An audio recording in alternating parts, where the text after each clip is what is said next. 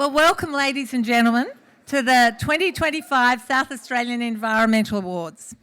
My name is Sophie Thompson, and I'm going to be your MC for the night. It's fantastic to be here at these awards. I believe that life is about making a difference, and these awards acknowledge and celebrate individual groups and programs that make a difference to our environment. I'd also like to acknowledge that tonight we're gathered on Kaurna country, and we also offer our respect to the traditional owners whose lands and waters we engage with across South Australia. Shortly, we'll have Uncle Mickey come up to do an acknowledgement of country, a welcome to country. But I'd also like to welcome all the VIPs that are here tonight. Firstly, Senior Kaurna man Mickey Kamat P. O'Brien, Sarah Andrews MP, Member for Gibson, Shadow Minister for the Environment, the Honourable David Basham MP, South Australian Greens Senator Barbara Pocock, Department of Environment and Water Chief Executive Bren Bruce, and other esteemed guests. Now, to start the evening, please welcome Senior Kaurna and Narungga man Uncle Mickey Kamatpi Maracha O'Brien to do a welcome to country. Thank you for that, Sophie. And Namani ni puna to you all, which is hello to you all in the language of the Kaurna people. To you, my friends. And hopefully you're well tonight, and so therefore you would say mani ai. So, let me call upon the spirit of the ancestors to bring us great blessings here this evening. Tuwela Maniputnik, Tuwela Wakanapatnik, Nai Kaurna Biako, Mankalankala, Marawachanga Kaurna Miena. Kaurna Miena, Nai Wangadi, Maniputnik, Gani Yatana, Iridiata, Tanandanga, Tamantila, Parawicha, Nainari, Kumatpi, Maracha. It's wonderful that we can come to a place and here particularly a place for where the animals live, but also where we find the mistletoe. But you meet on not only Kaurna country, but the people of the Adelaide Plains. And when we come to places, not only have we always say, it's good that you have come, but we are glad that you have come, because when you come to a place, we know that we can exchange in something, whether it be a relationship or whether it be knowledge itself. And when we understand that coming to a place is knowing a place, understanding what that place gives to us or brings to us. And when we look after a place, the place itself will look after us. And when we, as people, exchange in something, we exchange sometimes not only in knowledge, but our understanding, our connections to these places. And as young people, we would sit with the elders, and the elders who were the knowledge holders would share this knowledge with us. But as the young people sat with these elders, one of the young people interrupted them as they were sharing this knowledge. The elder was upset by this and walked away. On the next occasion of sitting with the great elders and listening again to the knowledge, the young person again interrupted to ask a question, and again the elder walked away. But on that third occasion, when they sat with the elders, the young people listened to all of the information. And therefore, when we are patient and we wait long enough, we hear all of the information, but more importantly, we have the answers to all of the questions. Because when we ask a question, we only get the answer to that question, and therefore that is all we know. But knowledge is not owned, it is shared, and therefore having the ability to know the knowledge means we can share the knowledge, we can use the knowledge, we can value that knowledge, and we can look after it. And so it's really important to understand, because when we have what we call inquiring ears, we get greater knowledge, therefore we become a wise person. A wise person isn't just holding knowledge, because knowledge is one part of it, which is what we collect in our muka muka, the brain, but it is when we connect it to our heart that truly makes us a wise person, because then we use it for the well-being of all people, not just ourselves. So it's wonderful to come here tonight to help celebrate these wonderful awards. because truly you are living in those aspects of our people, which is caring for the country itself. Because there is nothing in this life that you can take with you. It is what you leave behind that is of greatest value. So nachi yakandaya, padnia do what do, let us continue to walk, let cultures bring us together, let us recognise that we are truly brothers and sisters. Nakara nature, never say goodbye, say see you later, because it's not just the physical that enables us to connect, but it's also the spiritual way. And so I look forward to seeing you again. May you enjoy this wonderful evening. Welcome to this place. And also let the spirits walk with you all the days that you walk across the land. Thank you. Thank you, Uncle Mickey. The South Australian Environment Awards are presented by Conservation SA in partnership with Green Adelaide, the Department of Environment and Water, and the University of Adelaide Environment Institute. And they're sponsored by Adelaide Cemeteries Authority. To start the evening, please welcome Sue Richardson AM, who is a 3-term counsellor of the Australian Conservation Foundation, Emeritus Professor of Economics at Flinders University, and Conservation SA Vice President. Welcome to the stage, Sue. Well, thank you, and it's a real joy to be able to welcome you all to this great gathering. There's hundreds of people here, and the idea that so many people should care so much about nature and the wonderful people who contribute so much is a joy to me. And I want to welcome you to the Adelaide Zoo, which of course plays its very important role in that space as well. It's not a coincidence, this is World Environment Day, so it's an entirely appropriate time for us to be celebrating our remarkable, passionate South Australians who work to protect our unique environment. I only wish, and maybe one day, every day will be World Environment Day. But I would like particularly to thank Uncle Mookie. Is he gone? Anyway, if he's gone, but I thought it was a really beautiful, generous welcome to country. It's a privilege for us to be welcomed onto the land that the Kaurna people have lived on for many centuries. And of course, they know above all how to look after country, and there's much that we need to learn from them, and to truly take to our heart that if you look after country, country looks after you. And we're not doing a great job of that at the moment. There's much more to be done, and we all need to, as they say, shoulder to the wheel. But thank you, Uncle Mookie, indeed, for grounding us in that knowledge and that wisdom that you so generously shared with us. Now, the Environment Awards have been around for a while. They started 27 years ago in a rather modest fashion, but very significant fashion, with the Jill Hudson Award for Environmental Protection.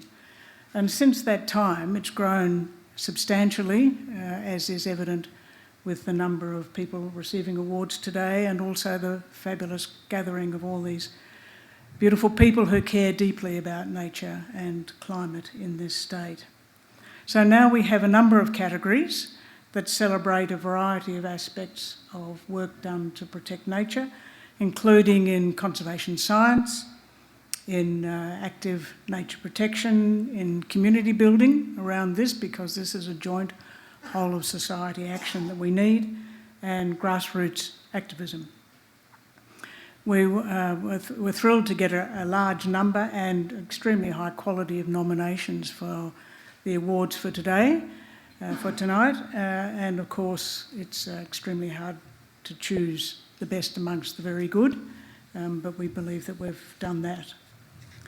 So these awards are both a recognition and a celebration of the remarkable efforts that many people in this state are making to protect nature, but they're also an inspiration and an encouragement to us all to keep working, to be inspiring, to tell stories, which is really important if we want to change people's minds and feelings, and never stop in our efforts to preserve and to enhance nature.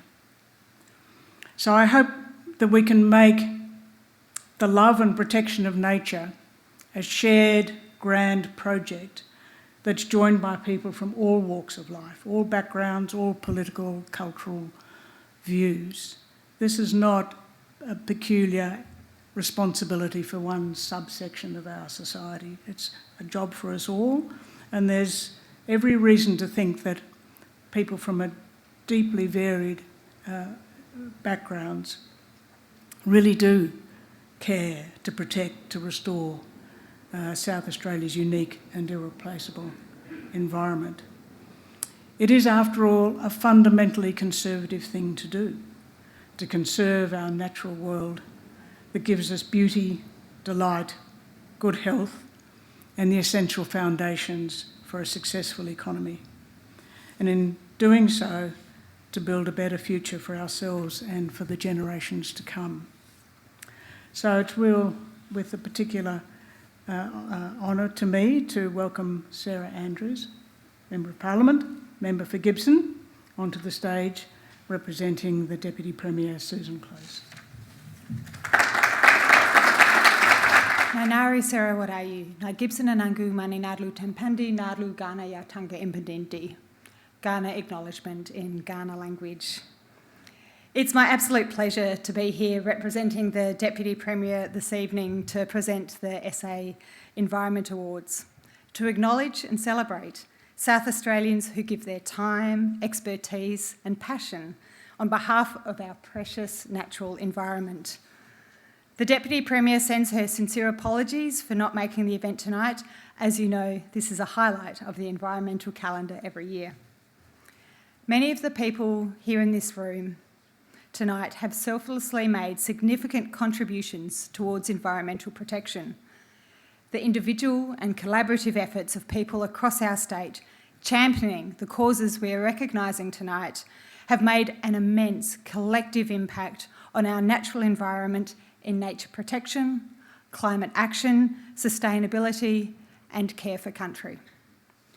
I would particularly like to acknowledge the Conservation Council of South Australia as the host of these awards tonight and the peak representative body for the environment in South Australia. Today is not only World Environment Day, it's also Budget Day. And so in our state parliament, I'm delighted to share the continuation of funding towards the Conservation Council for their important work. Nevertheless,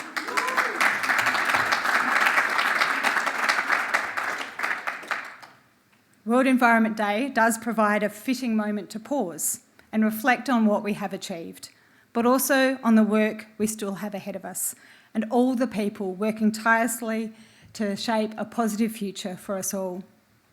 And as we reflect on this future, I consider the important goals we set ourselves in the face of immense challenges ahead for our environment. The World Economic Forum Global Risks Report 2025 identified biodiversity loss and ecosystem collapse as the second highest long-term risk facing the globe, second only to extreme weather events.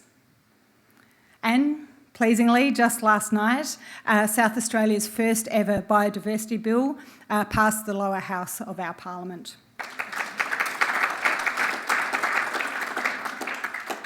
Arresting biodiversity loss and capitalising on a nature-positive green future for South Australia involves two key actions: protecting what we have left and restoring what we have lost. These reforms have been the subject of extensive community engagement and input by key sector groups, government partners and Aboriginal representatives throughout the development of the bill. The bill establishes a new framework for how we protect, restore and interact with biodiversity in South Australia. It will consolidate biodiversity considerations previously spread across several pieces of legislation. The bill brings together the Native Vegetation Act and key biodiversity provisions from the National Parks and Wildlife Act, ensuring they work together to provide stronger, clearer protections for nature. The bill also includes significant improvements: a new general duty ensuring that all South Australians play a role in protecting biodiversity, stronger native plant laws providing clearer regulations to safeguard native vegetation, tougher penalties to create stronger deterrents against environmental harm, critical habitat protections by introducing a new process to identify and safeguard habitats vital for the survival of threatened species, and a new process for listing threatened species and threatened ecological communities, which aligns with other Australian jurisdictions and receives expert input from the Scientific Committee. This year, the focus of World Environment Day is ending plastics pollution. It's a huge undertaking. In 2023, we released South Australia's Environmental Citizen Science Strategy. Part of this strategy included grant funding for citizen science projects, and I was so pleased to see that Australian Microplastic Assessment Projects was one of the successful recipients. This nationwide citizen science program is now in year 2 of a 3-year project and has been educating and empowering local communities, citizen scientists, schools and environmental groups to uncover spatial and temporal differences in macro and micro debris on Kangaroo Island. With knowledge of the problems, we can help to build solutions. This is just one example of how working together on these massive, wicked problems can be best achieved when we do it together. Tackling the complex environmental issues of today needs collective action. And towards the end of last month, we celebrated National Volunteer Week and had the opportunity to thank our dedicated team of more than 5,000 individual volunteers who contribute their time and energy to protecting and conserving our national parks and other reserves, removing invasive weeds to create habitat for threatened species, monitoring wildlife, maintaining trails, welcoming visitors, and conserving our heritage buildings. It's so important to take the time to recognise the efforts of our environmental champions, and I look forward to celebrating some of those individuals this evening. Thank you. Thank you, Sarah Andrews, MP. And now I'd like to introduce Conservation Council's South Australia Chief Executive, Kirsty Bevan, and welcome her to the stage. I want to say thank you to Sarah and, of course, the Deputy Premier. Unfortunately, she couldn't be here, but I know that her words were a part of that speech that Sarah just delivered. I know that she's a great advocate for conservation environment, working within the Labor government, which is a tough gig, but I do appreciate all of the support she shows, particularly the Cons Council, but our sector more broadly. I also want to give my own acknowledgement to Country and the Kaurna people who are the traditional custodians of the Adelaide Plains, and make my acknowledgements of their elders past, present and emerging, and just say a huge thank you to Uncle Mickey and to all of our First Nations partners and brothers and sisters and aunts and uncles who walk with us, to help walk with us and continue to walk with us to create a better future for everyone. I think at an event that celebrates environmental stewardship, it is important to remember that Aboriginal and Torres Strait Islander people have been caring for Country for tens of thousands of years, with wisdom, with respect, and sustainability at the heart. Their knowledge systems hold crucial lessons for how we care for our planet, and I hope that we continue to walk together.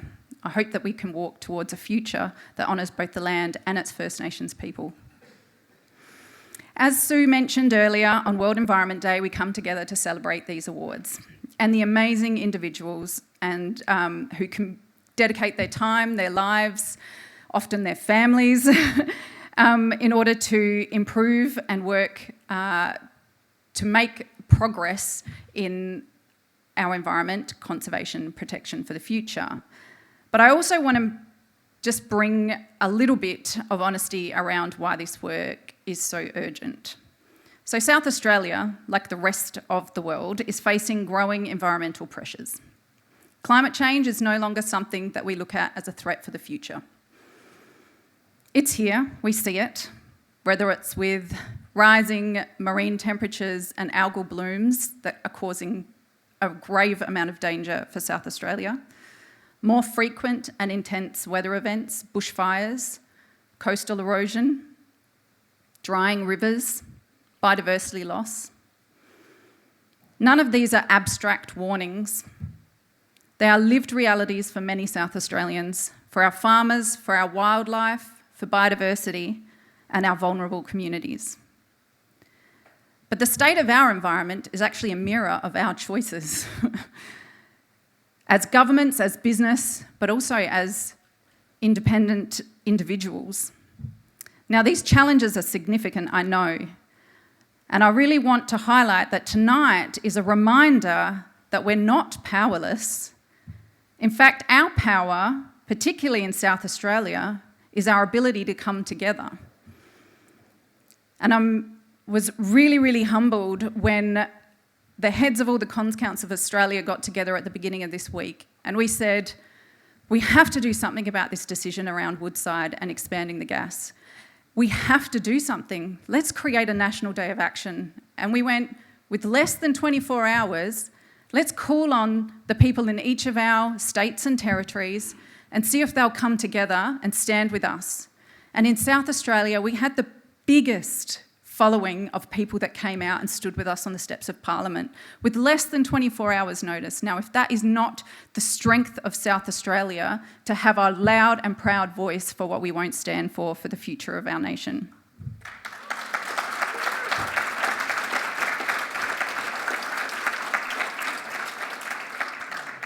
Across South Australia, in fact, across Australia, there are people refusing to give in to despair. People that are restoring wetlands, regenerating bushland, advocating for climate justice, protecting endangered species, calling for stronger nature laws and leadership. And I'm sure I've mentioned the role that many of you play in the room tonight. So today these awards shine a light on that growing movement of a community that understands that hope isn't just a feeling. Hope is a discipline, and action is the most powerful form of that discipline. Thank you. And with hope, more than anything, we need courage, especially from those in charge and positions of power. Climate change and the impacts of that we're seeing now demand strong, science-based action, and environmental protection has to be at the heart of how we plan, how we grow, and how we power our lives. This isn't just about preventing loss. This movement that we're all a part of is about creating something better. It's about a future that is more just, more resilient, and more connected to nature. So tonight we honour those who lead by example, and let's also make a promise that we're going to renew our own commitment to be bolder, to act, and to speak louder for the environment that sustains us all. Thank you. Thank you, Kirsty. That was inspirational. Tonight, we are honouring 3 extraordinary South Australians as the 2025 Lifetime Achiever Award winners. These inspiring leaders join a group of legendary environmental champions who have spent their lives working towards a sustainable future for our planet. We're honoured to acknowledge just a few of these remarkable individuals tonight. Please note that the following awards section contains images and mentions of people who have passed away. We acknowledge and pay our respects to them, their families and communities. Please welcome back Kirsty Bevan to introduce the Lifetime Achievers and the Conservation Council Vice President Sue Richardson to present the Lifetime Achiever Awards. Well, this is a wonderful, wonderful part of these awards. Giving Lifetime Achiever Awards is really such a special thing to be able to do, and to the people that I'm awarding tonight is just really sits very close to my heart. Before I begin announcing our Lifetime Achiever Awards for 2025, I did want to take just a moment to acknowledge that some of our nature champions who have given us so much to the environment and our community are no longer with us. And tonight I'd like to pay particular respects to Dr. Scoresby Arthur Shepherd, AO, who passed away last month. Dr. Shepherd was a recipient of the Lifetime Achiever Award in 2021, and we take this moment to recognise his immense contribution to marine biology, particularly his foundational work in creating a sustainable abalone fishery in South Australia. And I want to just highlight that his legacy continues to shape and inspire marine conservation today.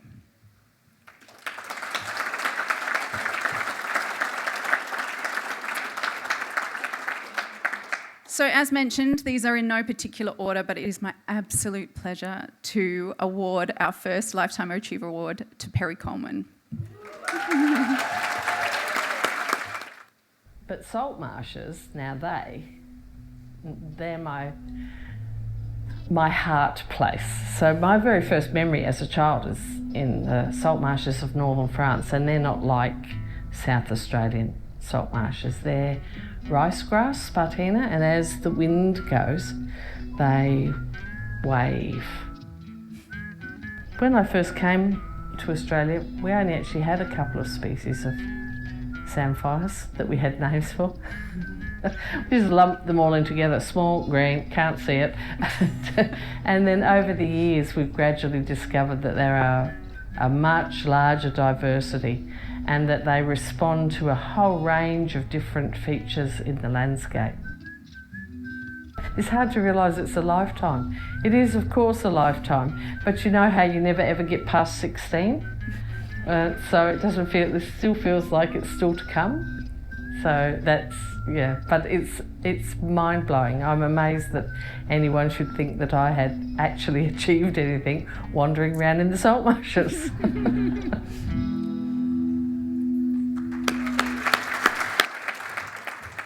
Now I'm going to read this because I want to make sure I get it right. Peri Coleman's lifelong passion for nature began with a childhood spent exploring wetlands and countryside across Europe and Australia. After migrating to Australia in 1964, her family became deeply involved in conservation through the Wildlife Preservation Society of Queensland. These early experiences working on campaigns to protect Wallam swamps and participating in ecological surveys shaped Peri's commitment to preserving natural habitats. As a young adult, she travelled widely across Australia, working in a range of jobs before joining her husband's beekeeping business, blending hands-on ecological work with academic studies. Her later work took her across remote areas researching salt fields, curating marine collections and engaging with grassroots conservation campaigns from Western Australia to Tasmania. Since moving to South Australia in 1993, Peri has become a leading advocate for coastal wetlands, contributing her expertise to projects like the Adelaide Coastal Water Study, the Adelaide Dolphin Sanctuary, and the Coorong Environment Trust. Over 30 years of fieldwork in salt marshes, estuaries and salt lakes, both in Australia and internationally, she has strengthened her belief in the resilience of nature and the importance of community-driven restoration efforts. Whether it's reconnecting tidal flows, planting mangroves, or guiding others in the wonder of marshland life, Peri remains dedicated to protecting and celebrating the magic of wild places. And I'd like to welcome Peri to the stage and a huge round of applause for her amazing contribution to the environment.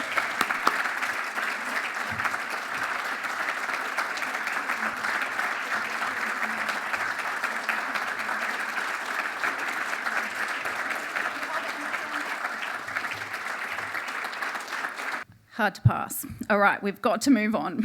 Our second award goes to a really wonderful, wonderful man, Terry Reardon. I mean, ultimately, I just feel really privileged. I mean, I talk to my wife, who's a biologist, and every day we sort of think, wow, it's a wonderful thing that we've gone into this, because wherever you travel around, you see nature. A lot of the people at the museum become known for their particular interests, and I've always been the Batman, so and lucky to be the Batman in the sense that at that time, in the early 80s, there weren't that many people that studied bats, and so as you get to know more about their lives, and especially the enormous conservation issues facing them, and I guess that's what drives a lot of us, is that we see the issues and they just all seem insurmountable, with wholesale landscape change and climate change and a lack of enthusiasm for the environment. It's a bit sad, but the fact that I really am passionate about bats keeps me sustained. It's really nice that some people think that, you're worth an award, but sort of think of the people that also, all the environmentalists, all the volunteers, all the researchers who do amazing stuff. Everybody deserves awards, really. It feels a bit odd to be singled out. And that is very Terry. He arrived here tonight and said, I'd really be willing to give this up so my wife could get this award. Absolutely gorgeous. So it's my pleasure to introduce Terry. Tonight we're honoured to recognise Terry Reardon with the Lifetime Achievement Award for his outstanding contribution to conservation and bat research in South Australia and beyond. Terry's conservation journey began in the late 70s with a bushwalk from Cradle Mountain to Lake St Clair, the first of many Tassie trips that sparked a lifelong commitment to protecting nature. After rafting the Franklin River in '82, he joined the conservation movement through protest marches, rallies and public action. Around this time, he encountered cave bats for the first time when caving in Narracourt. Learning that histoplasmosis in SA bats hadn't been studied, he initiated testing while working at the Waite Institute. But bats quickly became his main focus. In 1981, he joined a major national bat taxonomy project as a field tech, collecting samples across Northern Australia and later Tasmania. He then joined the Evolutionary Biology Unit at IMVS, contributing to major genetic and taxonomic revisions of Australian bats, work that is still used today. Terry co-authored a field guide to bats of South Australia in 1987, developed pioneering in-flight bat photography, and ran countless public bat walks and talks. His 2000 survey of southern bent-winged bats revealed a major population crash, triggering urgent conservation work that continues today. Terry's passion, initiative and generosity have shaped a generation of bat researchers and conservation for South Australia. Please welcome Terry to the stage.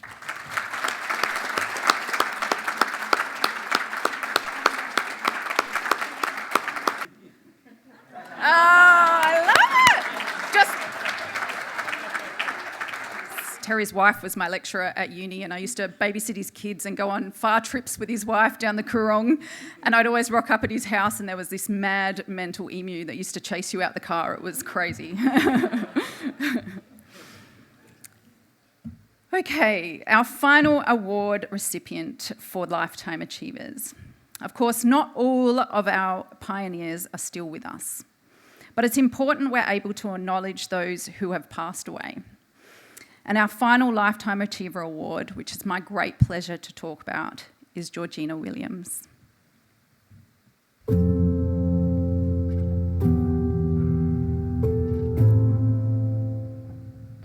think Mum was always connected to country and the old people. She would listen to the old people, especially on the mission, and then coming back home to this country, it was about her spiritual connection, and I think that's what put the fire in Mum's belly to do the work that she did.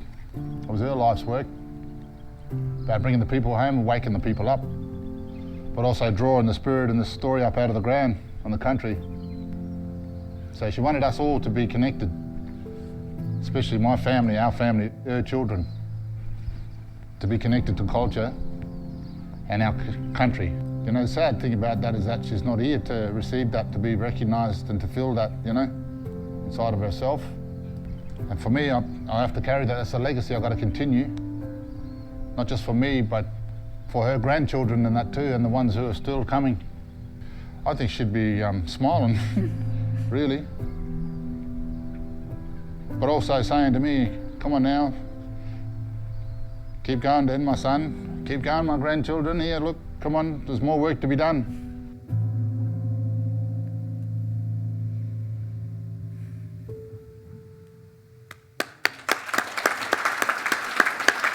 I would like to give a big shout out to Carl and his partner, who have been instrumental in me being able to give anything of value and meaningful back to Georgina for the incredible work she's done. So thank you, Carl. Georgina Yambo Williams was a towering figure in the cultural and spiritual revival of First Nations Australia. A poet, an artist, an activist, and highly respected Kaurna Mayana and Naranga senior elder. She carried her people's stories with fierce dignity and unrelenting strength, calling herself a survivor in my own land of this Holocaust that swept across the traditional lands of the Kaurna. Her words weren't a metaphor. They were testimony, truth, and show true resilience. Georgina played a central and visionary role in the resurgence of the Song of the Land, the laws and customs of cultural language revival for country and kin.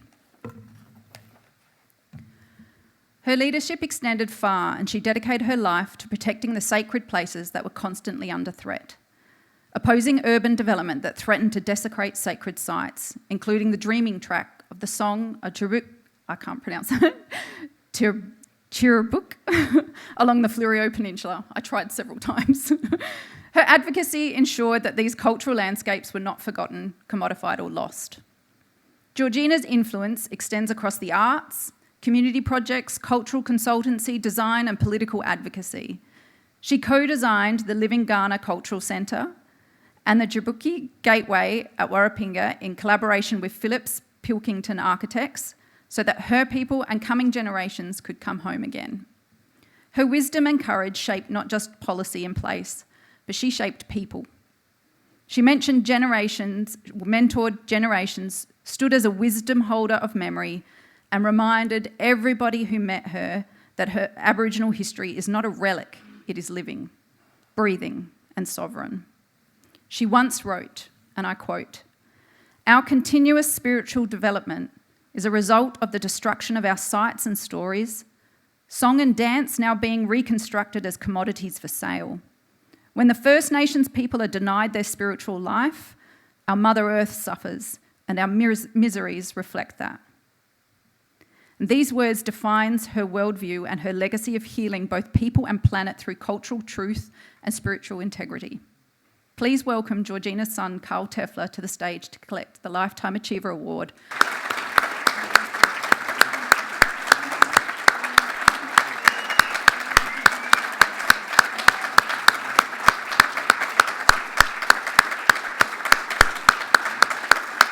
I'd like to congratulate all our winners. This is a very, very special and proud job that I have to be able to do that. And I would just like to offer one last round of applause to those three beautiful Lifetime Achievers. Next, we've got the Working Together Award. At the heart of many successful environmental programs are the community groups, associations and not-for-profits working together to address issues too large for an individual to tackle. Tonight, we honour 3 groups working on programs that have had significant outcomes over the past 12 months. Each of tonight's finalist groups has not only achieved their own goals, but also inspired other South Australians to engage more deeply with nature. Please welcome Department of Environment and Water Chief Executive, Ben Bruce, to introduce the finalists, and Sarah Andrews MP, member for Gibson, to present the Working Together Award. Good evening, everyone. So the finalists are, well, first finalist is Cockies Helping Cockies. Cockies Helping Cockies was launched in 2009 and has successfully revegetated 535 hectares and protected 650 existing hectares of critical stringy bark habitat for the endangered southeastern red-tailed black cockatoo. This is the result of amazing work by Bronwyn Perryman from BirdLife Australia, Vicky Jo Russell from Trees for Life, and Mark Smith and Paul Kotz from Zoos SA, along with great support from the Limestone Coast Landscape Board. A true team effort in the face of uncertainty has ensured the continuation of the project, with plans to revegetate 20 hectares annually from 2025 to 2028.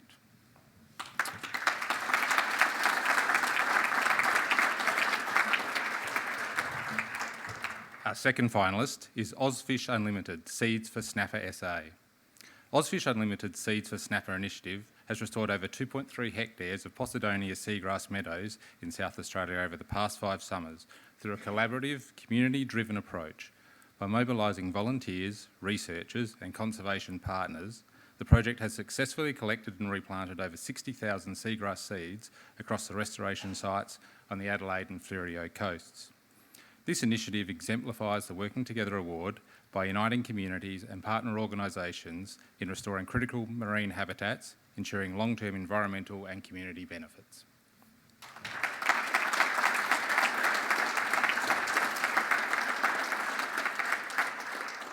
And our final finalist is the Holdfast Habitat Heroes.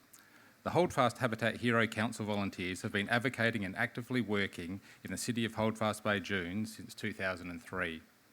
These dunes have transformed from an area of sand and weeds to a thriving coastal ecosystem, reminiscent of pre-European Illyria Axillaris, and Leucopogon parviflorus shrubland.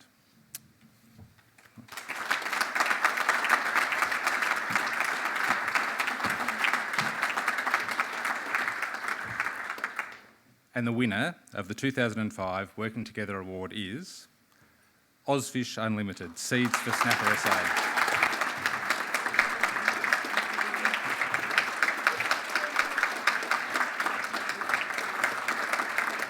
Next up, we have the Innovation Award. Innovations propel us forward. They are the engine of change, laying pathways to new opportunities and providing solutions to otherwise insurmountable problems. The 2025 Innovation Award is presented for the development or application of an innovative process, practice or technology which has significantly increased our ability to reach a sustainable future. Please welcome the Executive Director for National Parks and Wildlife Services, Mike Williams, to introduce the finalists, and Conservation Council of South Australia's CEO, Kirsty Bevan, to present the Innovation Award. Thank you. It's so fabulous to be here. The first nomination tonight for this award is the town of Gawler. As our climate continues to face unprecedented challenges, the importance of innovation in environmental stewardship has never been more critical.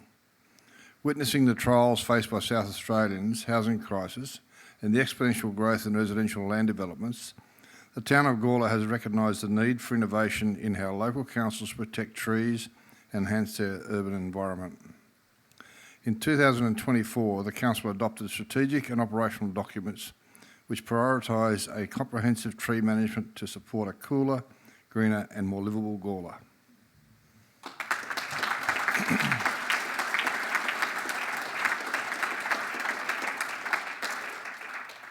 The second finalist in this award is the Woodcroft Green Hub Sustainability Program.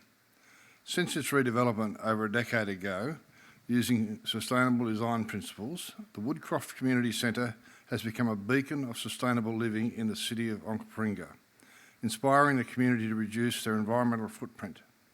The Woodcroft Green Hub Sustainable Living programs are a testament to the power of community-driven innovation, making sustainability accessible while creating meaningful connections and fostering a greener future for all. Key initiatives include a seed library, including garden tours, seed packing socials and community donations, a library of things, loaning rarely used items and reducing waste, curated sustainable living collection, hosting workshops, example gardening, circular economy principles and sustainable living, and a recycling hub for light globes, batteries and phones.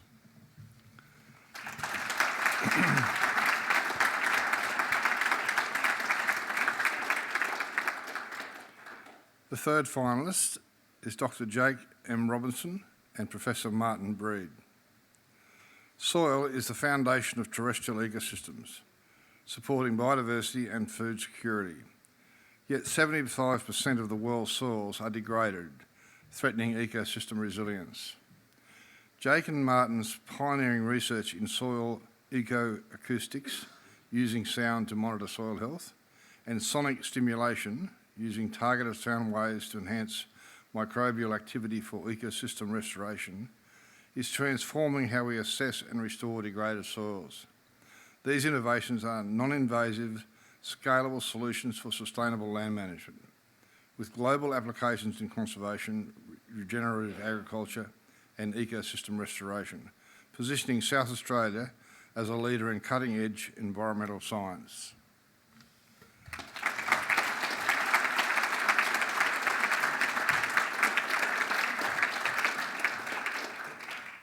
And it gives me great pleasure to announce the winner of the 2025 Innovation Award, Dr. Jake M. Robinson and Professor Martin Breed.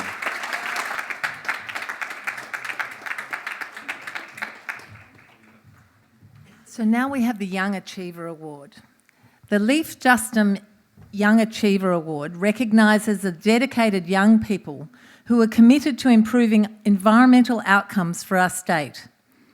This award honours the late Leaf Justin, an inspiring young South Australian who was passionate about raising awareness of our country's dependence on fossil fuels and encouraging the use of renewable energy for the future of our planet. Tonight's finalists have been nominated for their inspiring work that captures the spirit of Leif Justum's life and legacy. Please welcome Kirsty Bevan-Back to the stage to introduce the finalists, and Leif's dad, Hugh Justum, to the stage to present this year's award. I'm so excited to give this one. It is so incredibly important to see amazing young people doing amazing things, and it just gives you so much joy as a 48-year-old woman that's been doing this for a very long time to see these young people that just inspire me so much. It's incredible.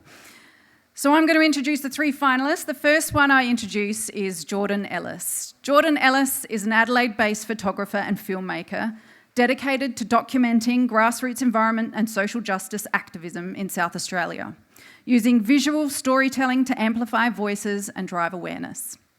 Jordan's work exemplifies the idea that art and activism are deeply connected.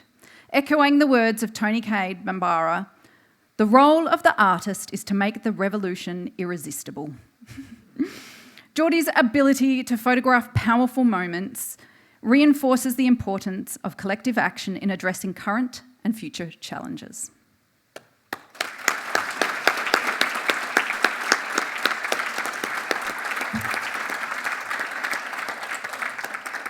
Our next finalist is Teresa Pham. Teresa is a passionate activist whose work centres on community care, support and wellbeing, ensuring activists across Adelaide can sustain their efforts without burning out. Through her volunteer efforts across multiple grassroots groups in Adelaide, she advocates for the environment, climate and social justice, integrating sustainability with health, human rights and economic equity.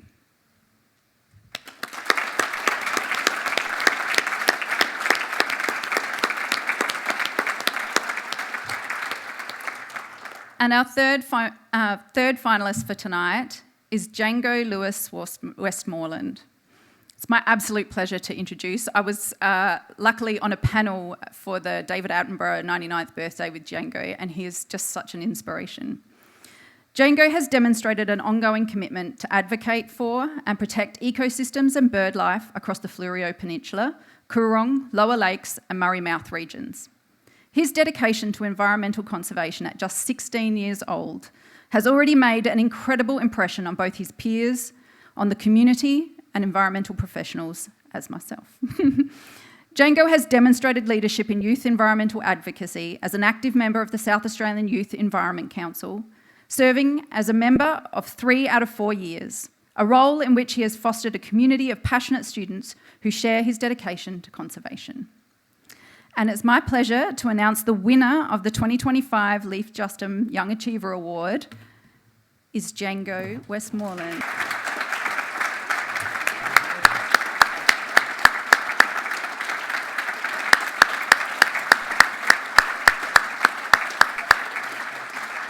Thank you, and I just will acknowledge that we had some amazing finalists in that category, and I know that Django in particular has been a finalist more than 1 year, so it's really wonderful to be able to award him that award this year. Now for the Conservation Science Prize. South Australia's reputation as a world leader in renewable energy, conservation and sustainability is underpinned by bold and innovative research. Now in its second year, the Conservation Science Prize recognises the development of an application-ready research or the successful application of science into real-world conservation outcomes. Tonight's nominees have conducted significant research with long-term impacts, using either an interdisciplinary approach or a demonstrated partner delivery base with a broad range of stakeholders. Please welcome Vicky Jo Russell, Chair of the Nature Festival and the Parks and Wilderness Council, and Revegetation Services Manager at Trees for Life, to introduce the finalists, and Associate Professor Georgina Drew from the Environment Institute to the stage to present this year's awards. Good evening, everyone. I'm very pleased to be announcing tonight's finalists for the Conservation Science Prize. My little tool for this. I've seen the impact of focused research, land management know-how and community partnerships and it can be extremely powerful. And the finalists that we have here tonight are all demonstrating that in the work they do every day. So today's finalists are Dr. Alice Jones.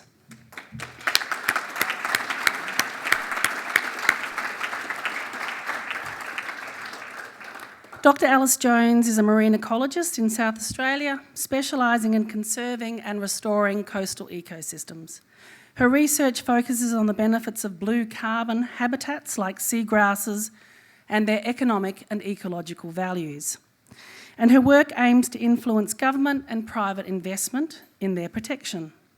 Dr. James collaborates across disciplines and with diverse stakeholders, including traditional owners and community groups. And her work has earned national recognition for influencing blue carbon strategy, policy, and the research agendas.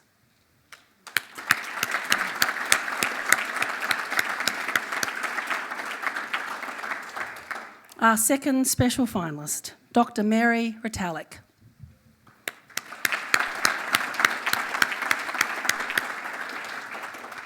Dr. Mary Retallack is an agricultural scientist, third-generation viticulturalist and agroecologist. That's quite a title.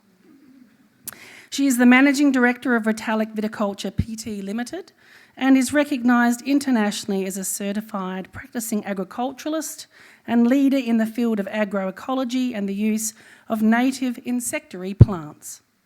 She has dedicated the past 3 decades to fostering environmental stewardship by supporting or finding ways to employ ecological restoration in and around production systems. Dr. Retallack is the founder and manager of the award-winning National Eco Vineyards program, a program that originated here in South Australia and now collaborates with more than 160 program partners and has received significant support from regional communities widely across Australia.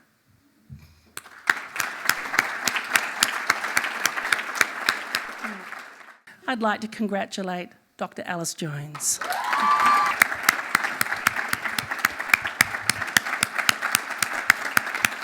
For our next award, which is Green Adelaide's Pelzer Prize, please welcome Craig Wilkins, Acting Chair for Green Adelaide, to introduce the award. Thank you. It's a real honour to be here tonight in this room filled with people who care so deeply about the beauty, ecology and heritage of our shared spaces. It's a bit like the Met Ball for us envirotypes. And if you don't believe me, just check out Sue's shoes. They're amazing. The Pelzer Prize honours the significant environmental efforts made by individuals that drive cooler, greener and wilder cities. A conservation leader or champion of the environment who has gone above and beyond to restore landscapes, create habitat for wildlife, connect people to nature, or clean up our parks, beaches and waterways within a South Australian urban environment. Now, normally it's the job of the regular chair of Green Adelaide, the irrepressible Professor Chris Daniels, to introduce this prize. But he's off harassing puffin somewhere in the icelands of the Northern Hemisphere. Chris, as you probably know by now, loves this gig. He is without doubt the #1 ticket holder of the August Pelzer fan club. In fact, he's often heard to refer to Pelzer as the Beyonce of Adelaide's landscape history. So I'll try my best to channel Chris and explain why this prize was named after August Wilhelm Pelzer. For over 30 years, Pelzer was Adelaide's city gardener. But he was far more than just a gardener. He was a green revolutionary. Appointed in 1899, Pelzer transformed the idea of what public green space could be, not just a backdrop for the city, but its living, breathing heart. At a time when much of Adelaide's parklands were stripped bare and desolate, and many cities around the world were choking under the weight of rapid industrialisation, Pelzer brought a fierce environmental sensibility to his work. He redesigned vast sections of the parklands with intent and care, tearing down around 80 miles of fencing that had cut off the parklands from the people, and introduced thousands of trees, many of which still stand today, living witnesses to his foresight. But Pelzer's true legacy lies not just in what he planted, but in what he made sure were protected, long before the term urban forest entered our vocabulary. He recognised the vital importance of trees, not only for their shade and their beauty, but for their role in the city's health, character and identity. He fought to preserve the parklands as open, public and protected. He believed that green spaces belong to everyone, not just the privileged for you, and that they were worth defending. Through his sustained efforts, we now have a living case study of nature restoration and repair right here in the heart of our city. So I would now like to welcome Green Adelaide's Director, Brenton Greer, to join me on the stage to present the commendations and the Pelzer Prize. Our first commendation goes to Bruce Baker. And I'd actually like to invite Bruce up to the stage right now as I read out. He's been given a Certificate of Merit for Community Environmental Leadership. Bruce...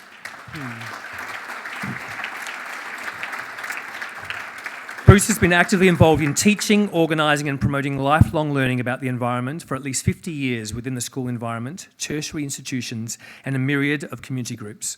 Bruce has shared his passion for the environment through being a citizen scientist, undertaking on-ground ecological restoration and creating an award-winning biodiversity garden for use as an educational tool. Congratulations, Bruce. Our next commendation goes to Ben Simon. Please come forward, Ben.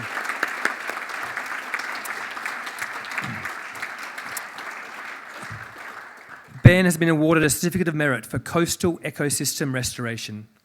Ben is a respected conservation leader involved in restoring landscapes, creating new habitat and encouraging community members to become engaged in these works.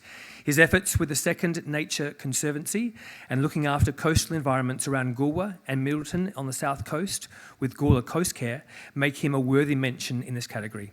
Congratulations, Ben.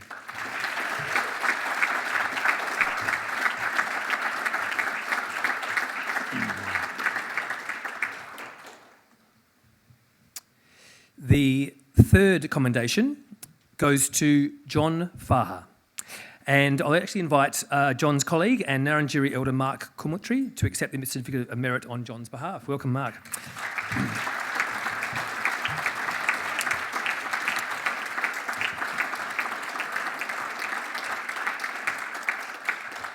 John has been awarded a Certificate of Merit for Wetlands Conservation. John has emerged as an important leader in the protection and restoration of Fleurieu Peninsula swamps. His systematic and thoughtful approach to wetland restoration has made significant on-ground gains at several Fleurieu Peninsula swamps and highlights the potential for restoration at other wetland sites across the region. Congratulations, John.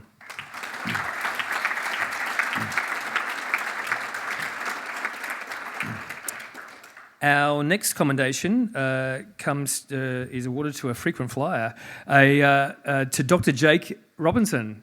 Welcome back to the stage.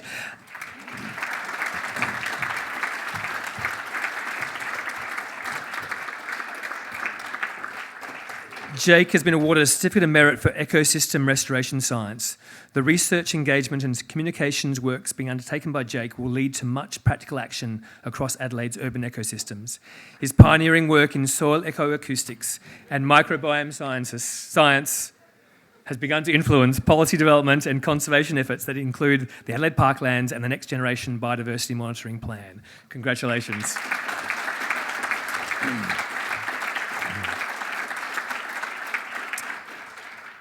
And our next commendation goes to Biodiversity McLaren Vale.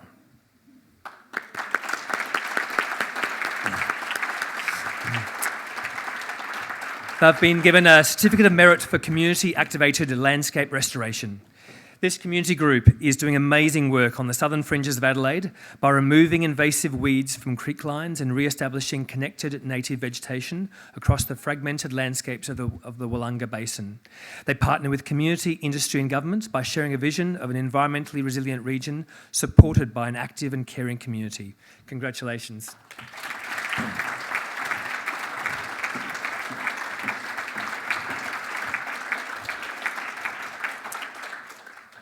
Our next commendation goes to Jacqui Hunter.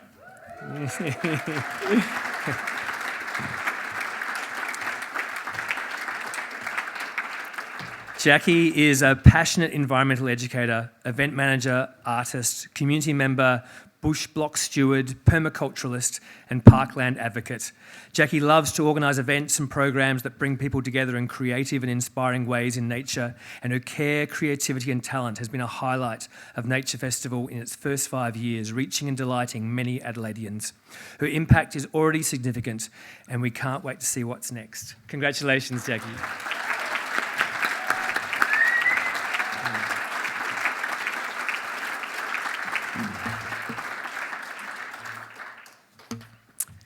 And our next commendation goes to Beatrice Jeavons, who unfortunately couldn't make it tonight, yes. She receives a certificate of commendation. Bee's work bridges the art and environmental conservation sectors. She works to drive meaningful actions to restore landscapes, protect biodiversity and connect communities to nature. She has made sure environmental projects are included in SA's festivals and worked with Tim Minchin, the Spin-Off Festival and the Adelaide Festival.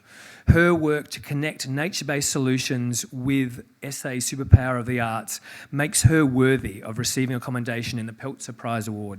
Please congratulations, Bea.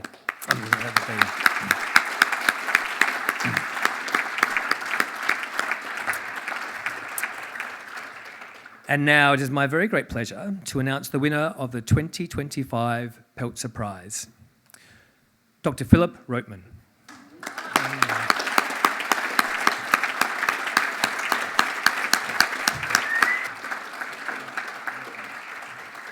Phil is awarded the 2025 Pelzer Prize for being a pioneering environmental leader whose innovative, solution-driven approach is transforming conservation and sustainability efforts across urban South Australia.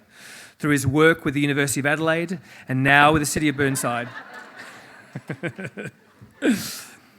he has used groundbreaking citizen science initiatives and the encouragement of his local council to revitalise landscapes, enrich biodiversity and empower communities to take action. Congratulations, Phil. Thank you all. Thank you, Craig and Brenton. Now for the Jill Hudson Award. So it's in its 27th year. The annual Jill Hudson Award for Environmental Protection is presented in memory of teacher and environmental advocate Gillian Hudson. This prestigious award is given to a South Australian who's made an outstanding contribution to protecting our state's environment. In the spirit of Jill's activism, special consideration is given to nominees who have had to contend with significant government, political, corporate, media or institutional prejudice in their efforts to mobilise public opinion to protect the environment. Please welcome back David Bacon to introduce the finalists, and Matthew Flinders, Professor of Water Economics, Sarah Wheeler to the stage to present this year's award. As much as I wanted to share the stage with Sue tonight, so that you all got to see one of our heavy hitters on our board, I did ask to be able to present this one because this award is for the fighters, and boy do we have a fight on our hands. So it's great to have the opportunity to be able to celebrate people fighting the good fight. Firstly, we have the first nomination, first finalist, Mary Heath. So Mary has been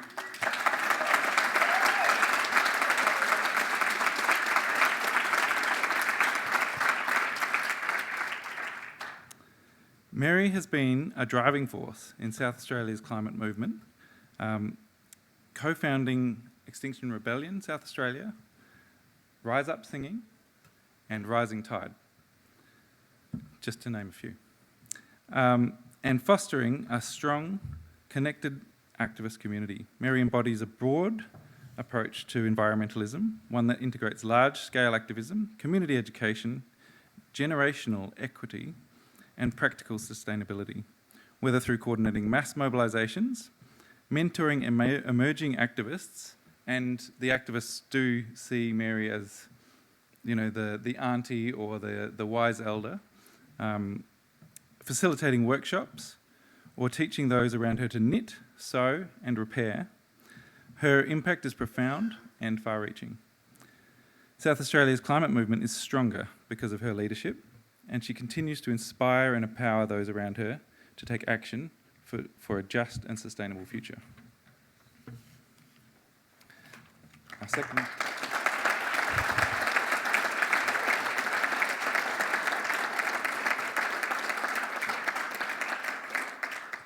Our second finalist is Julia Peacock.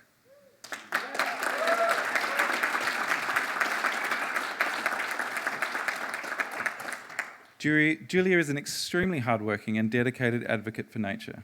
Her ability to review legislation and liaise with government, industry and the environment sector in the pursuit of better environmental legislation is unmatched. Julia has written hundreds of evidence-based submissions as a voice for nature. And of significance recently is for the protection of Whalers Way. Some of you may remember the campaign.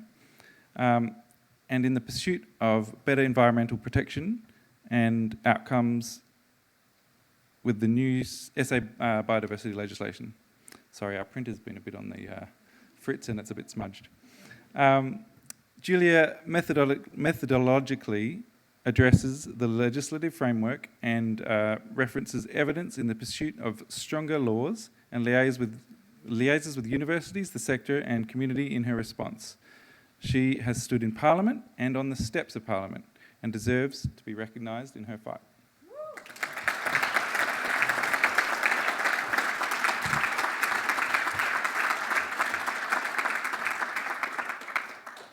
Our third finalist is Ian Falkenberg. Ian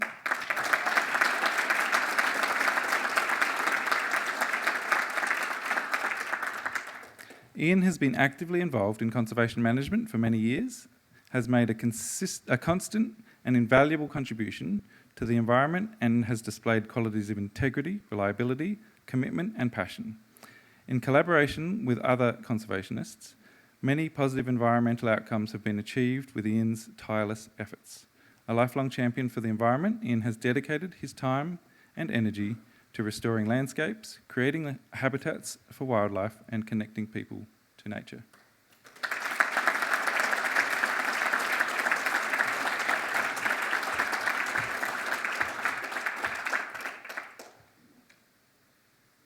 And I think that you will agree with me that in awarding this to this person, we are recognising someone who has been fighting against great odds. And the winner of the award is Mary Heath.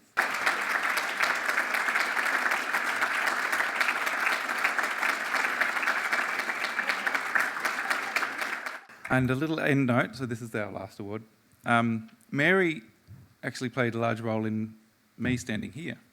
So when I first joined the environment movement in 2019, looking for a way to get involved in climate activism, the first room that I intentionally walked into, Mary was at the front.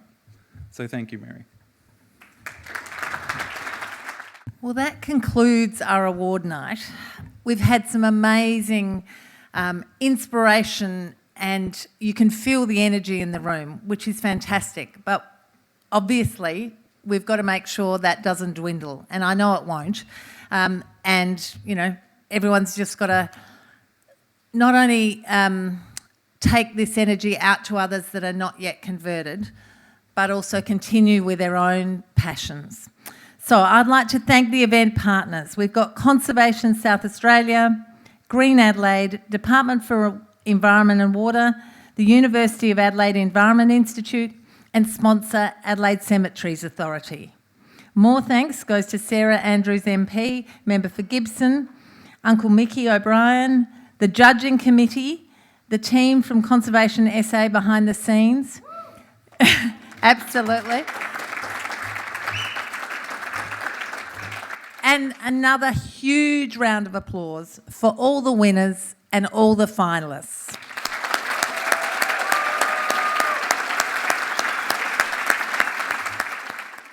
Save the date for next year's event on World Environment Day 2026. Thank you to everyone for attending.